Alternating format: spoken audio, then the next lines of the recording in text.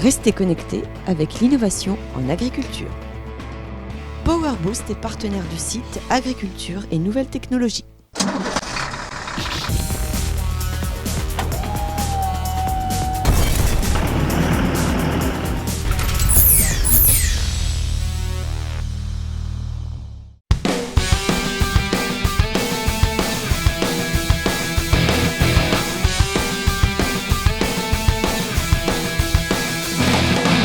Salut à vous! En ce mois d'août, un peu trop pluvieux, on va essayer d'amener un peu de soleil avec le meilleur de ce qu'on a trouvé en cette saison 2013-2014. D'accord? Alors, on va commencer gaiement avec un sujet sur les vols de tracteurs. Bon, le soleil attendra un peu, mais c'est un sujet important et préoccupant. PowerBoost aime le rappeler, et vous avez même été quelques concessionnaires à nous passer un coup de téléphone pour nous signaler des vols de matériel. Avec cette compilation d'enquêtes et de coups de gueule, vous allez voir que cette année, les choses ont un peu changé. Ah, et bien le voilà le soleil. Quand le patron y va en Corse, il nous trouve rien de moins qu'un Fendt 939, vous avez été très nombreux à apprécier la bête. Le Canada, c'est sympa aussi, surtout quand on y trouve un tracteur qui présente pas moins de 400 chevaux sous le capot. Vous l'avez peut-être loupé dernièrement dans notre émission, c'était une avant-première PowerBoost, les images du Fendt 1000 Vario. Ah, c'était pas joli ce programme? C'est parti pour le troisième et dernier best-of de la saison 2013-2014.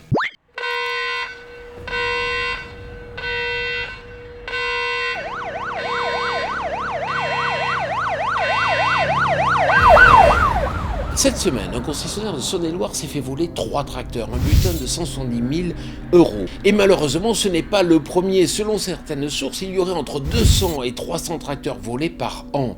Il s'agit de gangs parfaitement bien organisés. Et effectivement, on a l'impression que tout le monde s'en fout un petit peu, que les tracteurs sont volés, que les assurances paient et que les filières s'organisent. Alors franchement, ça va pas être très compliqué de retrouver 3 tracteurs sur une remorque, sur un camion qui traverse l'Europe, d'autant plus que l'on sait que les routes finissent souvent en Roumanie. Monsieur le ministre de l'Intérieur, il est temps aujourd'hui de vous préoccuper très sérieusement de ces trafics, de les démanteler avant qu'il y ait un accident. Mardi 21 janvier 2014, au même moment, en Roumanie, en Espagne et en France, les forces de l'ordre interviennent. C'est l'opération spéciale tant attendue de la section de recherche de Limoges qui enquête depuis plus de 2 ans sur les vols de tracteurs. 9 Roumains sont arrêtés, 4 en Espagne, 4 en Roumanie et 1 en France dans le département des Landes. D'après les informations exclusives du site Machinisme Actualité, c'est certainement le transporteur, celui qui assurait le transit des tracteurs volés, cachés dans des remorques de camions vers la Roumanie, mais parfois vers la Hongrie. Ce n'étaient pas des amateurs, ni d'ailleurs des enfants de cœur, puisque d'après nos sources, 3 de ces voleurs affichaient, comme disent les policiers, un profil de délinquant marqué. Ces vols ont porté sur 42 tracteurs, des John Deere, sauf 3 ou 4 feintes. Le scénario du vol était bien rodé, comme nous avons eu déjà l'occasion de vous le présenter dans nos précédentes émissions. En Roumanie, un agriculteur, en général fortuné, se rend dans le réseau John Deere pour choisir le modèle dont il a besoin. Il passe ensuite commande à un réseau parallèle qui s'appuie sur des Roumains en France pour repérer la concession qui en dispose. Quelques séances de repérage pour observer les éventuels systèmes de sécurité et le gang passe à l'action généralement le vendredi soir pour que le transporteur puisse passer la frontière avant que le méfait ne soit découvert, tandis que 4 voleurs se replient sur leur base arrière en Espagne. Rien ne leur fait peur. Dans le Gers, ils allument un feu à la déchetterie à l'autre bout de Condom pour éloigner les gendarmes. À Fismes, près de Reims, ils volent dans une base qui est carrément mitoyenne de la gendarmerie. Quelles seront les suites judiciaires ? Le Roumain arrêté en France devrait être placé sous les verrous. Un mandat d'arrêt européen devrait être délivré pour les 8 autres et une extradition est attendue en toute logique.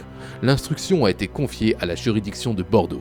La vigilance doit rester de mise dans les concessions car ce n'est qu'un gang de voleurs de tracteurs qui a été arrêté. Les autres seront dorénavant plus méfiants, mais malheureusement tout aussi efficaces car ce trafic est pour le moins rémunérateur avec des conséquences judiciaires assez modérées en regard du butin escompté. Un plan d'action pour la lutte contre les vols dans les exploitations agricoles vient d'être décidé par le ministre de l'Intérieur Manuel Valls et son homologue de l'agriculture Stéphane Le Foll. Cette offensive contre la délinquance qui touche les agriculteurs s'articule autour de 3 mesures phares. Tout d'abord, des plans départementaux axés sur la délinquance locale seront mis en place d'ici à mai prochain. Des moyens d'enquête spécialisés face aux bandes criminelles organisées seront également instaurés avec une coordination internationale à l'image du travail de concert entre les polices françaises et espagnoles dans l'affaire du gang des Roumains arrêté le mois dernier dans le vol des tracteurs. Enfin, le plan prévoit d'améliorer la communication entre agriculteurs et forces de l'ordre avec un gendarme par département comme interlocuteur privilégié et la mise en place d'un site internet pour permettre aux agriculteurs d'échanger les bonnes pratiques à adopter sur le thème de la sécurité.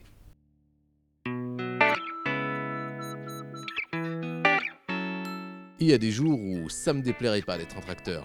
Ces images, ça vous rappelle quelque chose? Mais si, souvenez-vous, c'est... voilà, la Corse. Vous le savez, je râle toujours un peu quand je vois le patron qui se fait plaisir dans des paysages de rêve, mais il faut avouer que ça fait de bons sujets.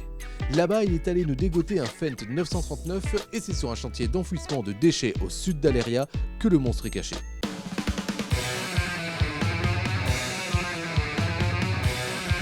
Alors maintenant, on va s'intéresser à la solution technique pour Monty, à l'outil utilisé. Stefano Ricciociosi, bonjour. Bonjour. Alors pourquoi aujourd'hui on utilise donc un malaxeur? Alors nous on utilise un malaxeur pour notre site pour créer une barrière passive. Donc un malaxage qui fait partie d'argile et de bentonite sur une épaisseur de 1 mètre.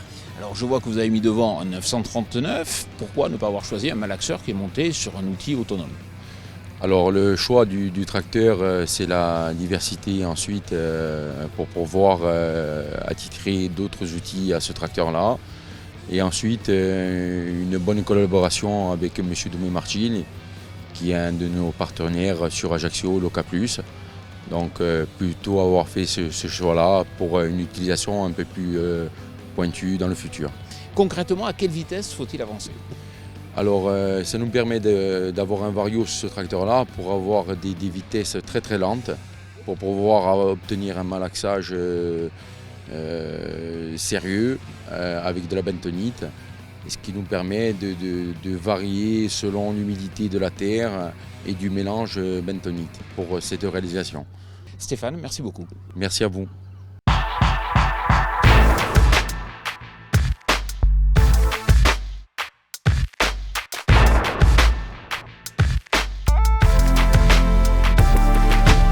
Jean-Baptiste Alberti, il y a pire quand même qu'un 939 pour travailler. Bien sûr, Confortable? très confortable, maniable. Il faut travailler à la bonne vitesse avec l'outil qui est approprié derrière, quoi. C'est compliqué de faire du malaxage? Non, pas spécialement. Si on connaît son outil, non.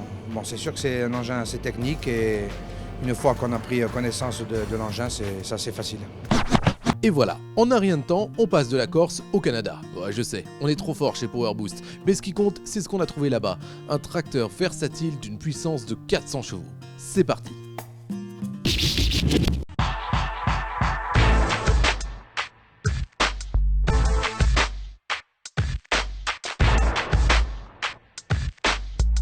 Mathieu Sauvé, bonjour. Bonjour. Alors vous êtes agriculteur ici dans l'Ontario. Alors c'est vrai que vous êtes au volant de ce superbe Versatile 400. Alors c'est vrai que cette année vous n'êtes pas trop en avance. Oui, effectivement, nous avons déjà ensemencé 150 acres de maïs, mais il nous reste encore 200 hectares de soja.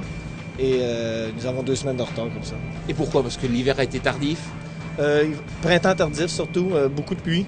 Les champs sont un peu frais, fait il a fallu attendre le beau temps. Alors, c'est pas le premier ou est-ce le premier Versatile que vous avez sur l'exploitation? C'est mon premier Versatile. Avant, j'avais un John Deere 8650. Le tracteur était plus assez puissant, trop vieux, trop d'heures. On voulait changer avoir un nouveau tracteur plus puissant. Alors, qu'est-ce que vous faites comme type d'implantation et qu'est-ce que vous aimez bien dans ce tracteur? Quels sont les points forts? Ce tracteur-là, c'est surtout pour le travail du sol. On aime bien la simplicité de la machine. Moteur très puissant, fiable, un moteur Cummins. Fabrication canadienne du tracteur. Nous autres, c'est une des premières principales raisons pour qu'on voulait l'avoir. Bon prix et surtout très bonne puissance au sol, très bonne traction, très bonne portance de la pneumatique et tout.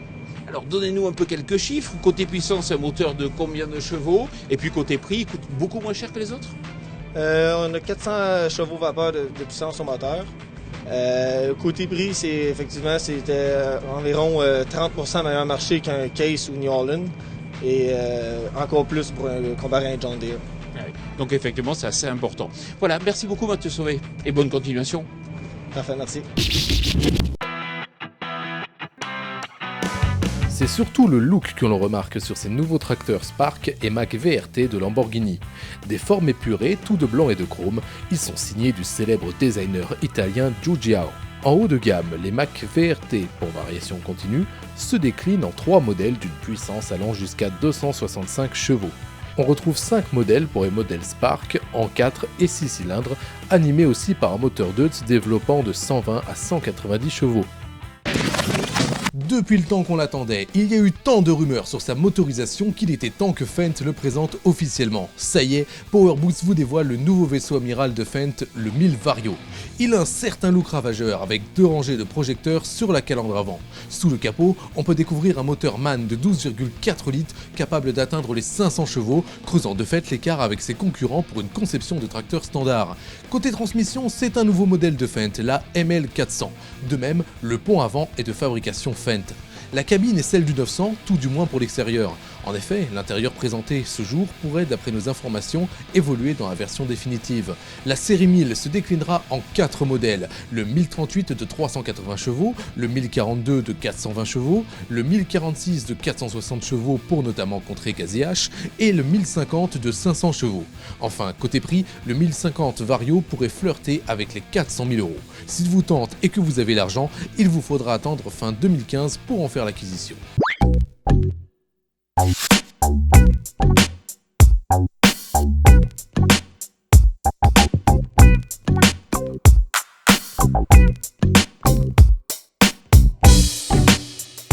Et voilà, notre session best-of est terminée. Mais avant de nous quitter, j'aimerais vous faire part de 2 messages. Le premier, vous le connaissez peut-être, c'est que nous vous proposons toujours un métier dans l'agriculture et les nouvelles technologies. Vous pouvez demander plus de renseignements et envoyer votre CV à l'adresse en bas. Allez, n'hésitez pas, ce serait bête de passer à côté, non? Et si vous êtes dans la Vienne, ce serait également dommage de louper la fête de la terre organisée par le syndicat des jeunes agriculteurs de la Vienne et qui se déroulera à Smarve et Saint-Benoît près de Poitiers le dimanche 17 août. Allez, on se retrouve la semaine prochaine pour démarrer une nouvelle saison. À très bientôt.